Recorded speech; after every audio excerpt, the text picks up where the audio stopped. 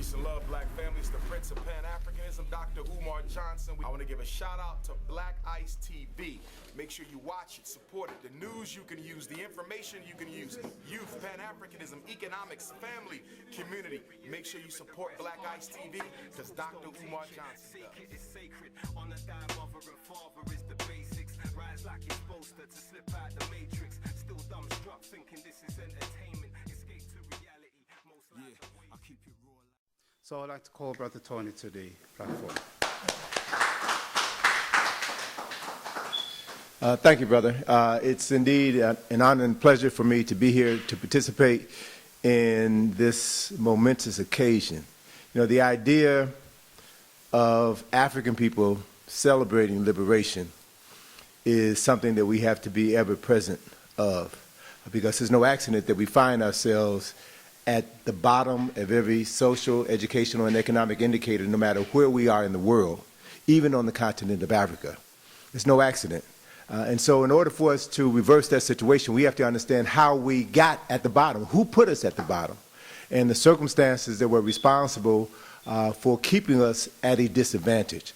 As a result of my work with scholars in the States, scholars such as Dr. Ben, John Henry Clark, John Jackson, Asa Hilliard, Dr. Francis Welsing, Lynn Jeffries, and others, I have been blessed to be in their presence, to have studied under them, talked with them, worked with them for over 30 years. And I was, I guess, introduced to my Africanness by them and taught the value of being uncompromising in knowing who we are and ensuring that our people have an understanding of who we are and that we minimize our internalization of negative images that are projected in schools and the history books that are designed specifically to separate us from true knowledge of self and our ability to act on what we know to be true. So to be here in the UK this weekend is a wonderful homecoming for me. This is probably my 12th or 13th trip to the UK. I used to come here quite a bit in the early 90s. It's been at least a decade since I was here last. But I'm appreciative of the spirit in which I'm always received here. I'm appreciative of the closeness to African history, African culture, and African literature that I find here among brothers and sisters in the UK, many of whom are descendants from Africans from the Caribbean as well as continental Africans. So as a good colleague of mine, Brother Paul Abina, who first brought me here in the early 90s, often reminded me that if America is the belly of the beast, and it is, then the UK is the pineal gland. Right? And, you know, it is no accident that the English language is one of the most, is the world's language. It's no accident that English is a language of commerce. It's no accident that English is a language of science, of mathematics. And so I've always asked myself the question, how the hell is it that this tiny little island controlled over 90% of the world? And so when we begin to study the history of England, we can truly begin to get a better understanding of the history of racism, hegemony, and imperialism. And I understand very clearly that the United States is but an extension of England. I know that. And so it is because of the power that the United States has that England has been able to hold on to its power in the 20th century and the 21st century. So we are tied in our duty and obligation to free our minds and to help our brothers and sisters here in the UK, brothers and sisters in the Caribbean, brothers and sisters on the continent. It's our responsibility to free them from the vestiges of racism and white supremacy that have been imposed upon them by foreigners. And we have to be relentless, we have to be uncompromising, and we have to be willing to do whatever it takes to free ourselves. And as the poster in the hallway indicated, a poster of Malcolm looking out of the window of his house with an AK-47 in his arm, defending his family from, unfortunately, his own people. We have to remember that revolution begins first in the mind. You have to free your mind and understand who you are, why you're fighting and what it is you're fighting for in order to truly liberate yourself. So, as I mentioned earlier, I'm blessed to have been in the company of brothers and sisters, historians and scholars and scientists who instilled within me a great love for all things African, particularly African history. And as a result of my travels to Africa and documenting my travels, I have been able to share my love for African history and culture with people around the world through the books that I've published. And the work that I've been doing over the last 9 years is the most important work of my life. Has really reinforced upon me that this is the work that I was born to do. And that is, we have for the last 9 years been responsible for excavating and restoring 2 25th Dynasty tombs on the west bank of Luxor, Egypt. It's a project called the Asa Restoration Project, named in honor of my colleague and my dear friend, Dr. Asa G. Hilliard, who transitioned in Egypt August 13, 2010, at a conference, 2007, at a conference that was being held in Aswan, Egypt. And Asa was a brother who's very near and dear to my heart, and his sudden loss came as a shock to everybody who knew him and loved him.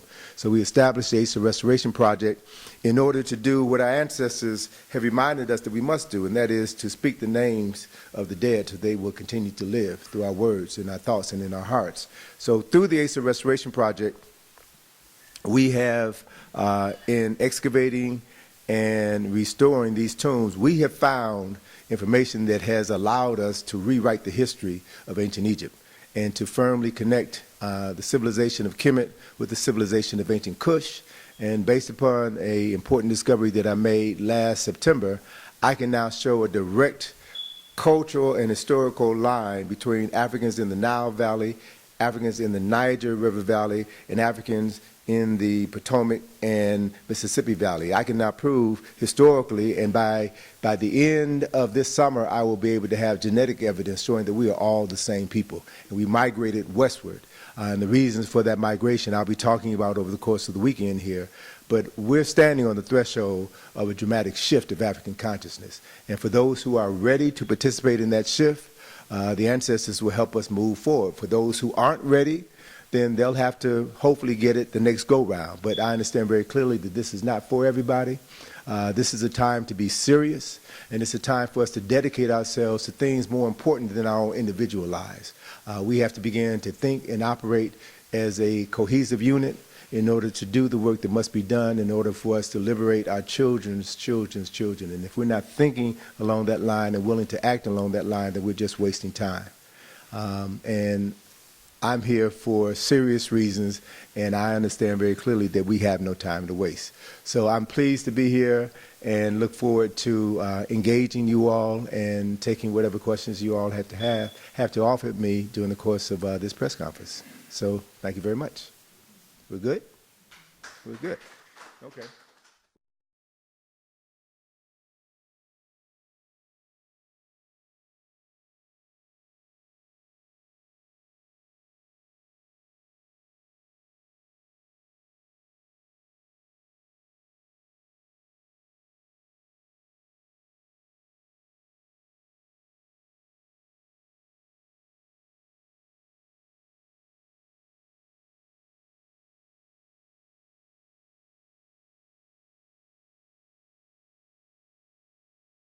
Yo, niggas make a little pay, now they feel they made it. Still rock chains and whips, still on a slave ship. Our history is there and the rest can't change it. Schools don't teach it, seek it is sacred. Honor thy mother and father is the basics. Rise like you're supposed to slip out the matrix. Still dumbstruck thinking this is entertainment. Escape to reality, most lives are wasted. See, enough don't feel the same, that's why we're left grieving. Our resources stolen for street codes, we're bleeding. I'd rather die for freedom than live for bullshit. If you feel the same, holler at me, fam, and let's link. Many don't know the history, that's why their life's a mystery. If it ain't revolution, then it don't mean shit to me. All you seem to care about is gold chains and whips. We had that in abundance, locked in them slave ships. And before that, we had the whole globe in our grip. The belly of this song is the reason why we slipped. I'm a warrior like Hannibal, resurrect through my seed. The outcome's fanatical, straight mathematical. Sleepwalking, pure bullshit you're talking. Teach the next gen, see for them it's important, so they can break free from this degree of distraction. distraction. Bang on the beats, never lose your passion. And yo, niggas make a little pay, now they feel they made it. Still rock chains and whips, still on a slave ship. Our history is there and the rest can't change it. Schools don't teach it, seek it is sacred.